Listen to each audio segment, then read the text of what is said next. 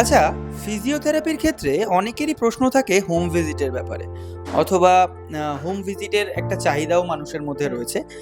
So home ভিজিটের ব্যাপারে আমাদের এখানে কি ব্যবস্থা রয়েছে এবং হোম ভিজিট এবং ক্লিনিক ভিজিটের মধ্যে ডিফারেন্সটা কি আছে?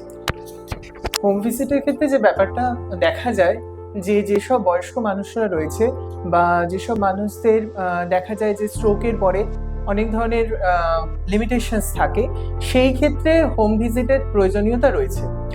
কারণ তাদের পক্ষে একদম ক্লিনিককে অ্যাপ্রোচ করা ডিরেক্টলি এটা ডিফিকাল্ট। তো সেই ক্ষেত্রে যাদের স্ট্রোক এবং পোস্ট স্ট্রোক রিকভারির ক্ষেত্রে হোম ভিজিটের ইম্পর্টেন্স রয়েছে। যেসব পেশেন্টরা ধরুন সেরিব্রাল পলসি বা অনেক সময় ডাউন সিনড্রোমের যে পেশেন্ট আছে, তাদের ক্ষেত্রে দেখা যায় যে অনেক সময় ক্লিনিকে আসতে তাদের বিভিন্ন ধরনের লিমিটেশনস থাকে।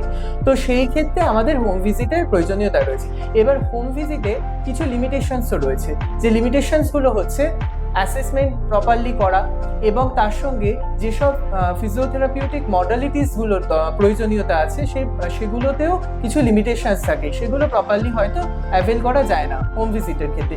সেই ক্ষেত্রে ক্লিনিক ভিজিটের ইম্পর্টেন্স অনেকটা বেশি, কারণ সেখানে আপনি প্রপার স্পেস পাচ্ছেন, অ্যাট দ্য সেম টাইম সেখানে ইকুইপমেন্টস এবং প্রপার অ্যাসেসমেন্টের জন্য যে জিনিসগুলো দরকার সেগুলোও পাওয়া যাচ্ছে। তো সেই কারণের জন্য ক্লিনিক ইম্পর্টেন্সটা বা ক্লিনিক ভিজিটের ইম্পর্টেন্সটা অনেক বেশি।